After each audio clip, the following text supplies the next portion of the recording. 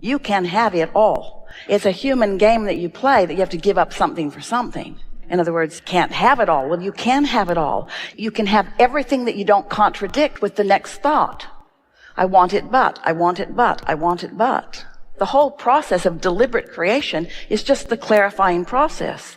So you go as far as you can go and feel good, and then give it a rest, because if you go further than you can go and it feels good, then you begin to introduce unnecessary resistance to the pile or to the subject. We want to give you this first. It might make this all more streamlined for the conversation. Imagine a pile of sticks. We play a lot with these sticks. We've been saying for a long time that every subject is really two subjects. There's what's wanted on one end and the absence of what's wanted on the other end. And sometimes you think that you've picked up the stick that says prosperity, but what's really active is your feeling of lack of prosperity. And so it feels to you like you're setting goals and you're working hard and you're trying to get this prosperity, when every time you approach the subject, what's active in you is not enough money. And so things do not improve that well.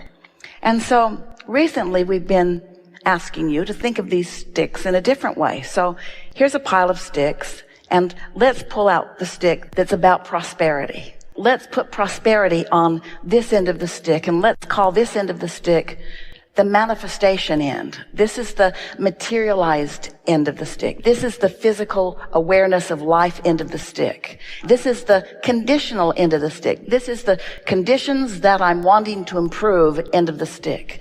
And so let's put money on one of the sticks, and let's put relationship on one of the sticks, and life work. That's a subject that people are reaching for all the time on one end of the stick. So here are these sticks all engraved with these important subjects. So let's pull that money stick out. And on the other end of the money stick, the non-physical end of the stick, the vibrational end of the stick, the vortex end of the stick, the where your inner being is end of the stick, what's on that end of the stick is not money, because money activates the lack of money in you every time you think about it. That's how you feel about money. On the non-physical end of the stick is freedom, fun, adventure, flexibility, choices. So when you pick up the stick with all those things on the other end of it, when you think about choices and fun and doing fun things, you're less likely to activate resistance. And yet you've picked up that stick that is about prosperity, and so prosperity now is coming to you until you use the word that throws resistance into the mix. Does that make sense to you? So that's our premise. Now let's sort this out. This is a big topic for a lot of people. This is a conversation about energy and the way a lot of people are approaching things. It is so 1980s. It is so goal setting. It is so get hold of what you want and focus upon what you want and don't listen to other people and follow your dream and blah, blah, blah and all of that stuff. And we agree with all of that. We just think that you're ready for the vibrational version of this. We know for sure that you're ready for the vibrational version of this.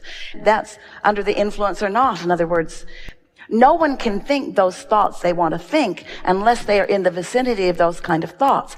When you take an example of someone else, there are so many people that have had such success, are having such success, that we're feeling discouragement, and therefore we're attracting discouragement at some point in their life. But we want you to understand, no one was getting that kind of information from someone who wasn't feeling that way. That was his point of attraction at that time.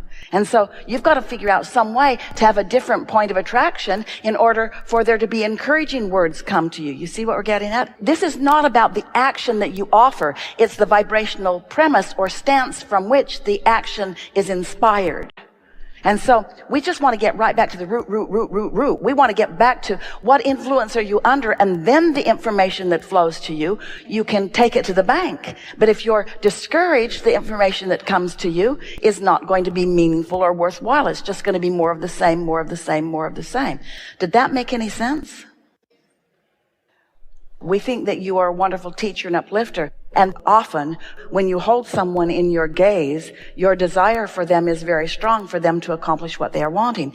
But here's the thing. You can't, on a dime, or in any quick moment in time, or with some words, you cannot change someone's vibration. so many analogies that so many people offer just causes them to find resonance with the very thing that's holding them back. This is a vibration that is rampant on this planet because people want to know what they can do that will improve their life experience, what action to take, what to do. In other words, most people are eager to do. They're eager to do. So they try doing this, and they try doing this, and they try doing this, and they often get the same results no matter what they're doing because they're doing it from the same vibrational premise. And so when you step back a little bit and you realize that your wonderful, uplifting intention is not so much about what they do, but about how they feel, which will inspire the perfect doing in the moment. There's so much opportunity to do, and some of it will lead to what they want and some of it won't. And so how do you sort that out? That's the question that's vibrating within you. How do you know? Because someone could have had a bad experience with someone like that, and so you want to warn them off of that because that doesn't look like a very good idea to you, when in fact it could be exactly what this person is ready for at this moment in time. And so if you step away from trying to answer the question about what someone would do, how do you want to feel? What is it that you want to feel? It's a wonderful thing to activate within someone. What does a true feeling of prosperity feel like? That's a wonderful thing.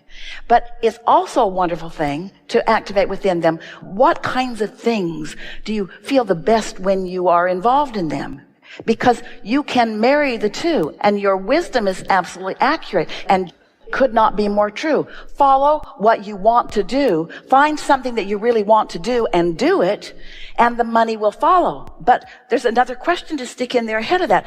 How do you find what you really want to do? There are a lot of people that have a sense of what they want to do, but they don't know how to find it. And the reason they don't know how to find it is because they're trying to get there through the doing rather than through the feeling. And so if you're all about how do you feel, and you are practiced enough in your own meditation process to show yourself how you can allow your vibration to raise at will anytime you sit, and you say, you know, I've got a tool for you, a step for you that you may have not considered, or you may have overlooked, or you may have misunderstood, but this is where this all starts. And once you get the hang of this, it begins moving really fast. What you want to find is a feeling place that is resistant free. And in finding a feeling place that is resistance free, you're going to tap in not only to the power of the universe, but you're going to tap in to a stream of conscious thought that has been honed and discovered just for you, that will guide you step by step into action after action, all of which will be pleasurable on your way to more and more that you really want. When you tune into this, you don't have to have any highs and lows. You don't have to struggle. Most of the people who have made it into great success, the thing that they are most eager to tell you about when you want to talk to them about their success, if you are privy to having a personal conversation, almost all of them will go right back to the struggle that they lived, because somehow they still think that that struggle was inherently important to the success that they're now having. And in every single case, we want to say, flawed premise, flawed premise, flawed premise, flawed premise. It wasn't until you got over that you started letting the good stuff in. All that suffering does to you, all that moving in the direction of what you don't want does to you, is it in time makes you so weary of making that effort that doesn't work that you finally just give it up. And during all the process of all that struggle, you put so much into your vortex that when you finally give up the struggle, then all of this stuff that's all queued up for you begins to flow into your experience. That's where all of that success comes from every single one of them. There's not a person on this planet that has had this enormous success that you are all wanting to experience yourself, or at least wanting to note is successful for them, that if we were to visit with them, there isn't one of them that's an exception to what we just said.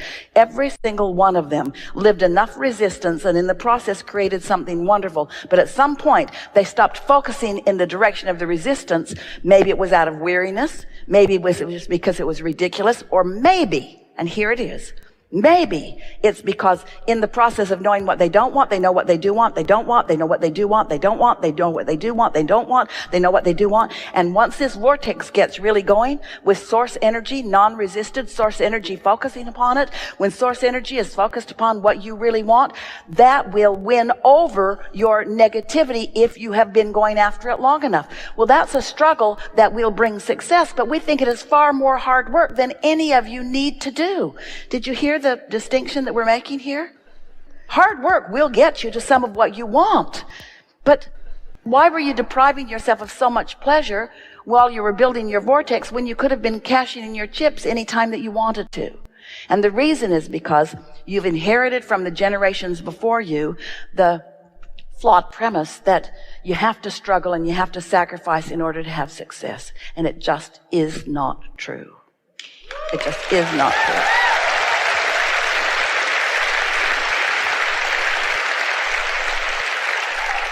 So if you can get someone to realize that they have a vortex and that it is already taken shape and form, and you can get them to begin talking about some of the things that they want, then they can activate that. And even in the middle of your conversation, ideas will hatch. That's what a really good masterminding conversation is about. You've had many of those. That's who you are. You're a teacher to the very core of your being, but you're wanting to guide people toward how they feel and then the impulse of what they want to do.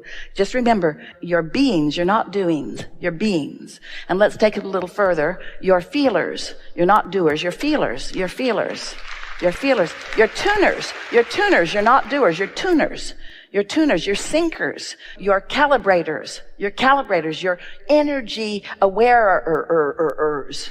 You're aware of energy, you're calibrating energy. You're not doers. You take a lot of action if you are inspired to the action, but you don't do to fix things. You do because the feeling is so strong that nothing can hold you back from the doing of that. That's how you want to proceed in this life experience. And it is not that hard. By the time that we've had a few hours together, you'll be chomping at the bit to get out there and just let the universe surprise and delight you with all of the things that you've lined up. You see, we have a lot of knowledge that cannot be expressed until you're ready to receive. And so these new things that have happened as a result of us being together is because of your readiness to allow them to come forth into a forum where words can actually be formed about them. Doesn't that make you feel happy about you? When we talk about co-creating at its best, what we mean is that non-physical part of you who has so much awareness of you and so much feeling for you and gives so much attention to you, who doesn't need you to know it for that attention to be satisfying to us. We can love you, and if you're not in the vibration of love, it doesn't diminish the love that we feel for you. But when you are open to the vibration of that which we offer, and you are joining us in that vibration, so that it's not bouncing off of you, but it's radiating through you. It is thrilling to us to feel the impact that you have on the others who are around you when you allow that pure transmission of that pure you to move forward. You have no responsibility to raise the vibration of this planet. You were not sent here to fix something that's broken. Nothing is. And you were not sent at all. You didn't come in order to accomplish. It's just a byproduct of being focused in an evolving universe. You can't get it wrong because variety will continue to surround you and new ideas will constantly be born within you. And when those new ideas are born within you, we revel in them because there is nothing more exhilarating to us than new and more and expansion. There is great love here for you. And as always, we remain joyfully in your vortex.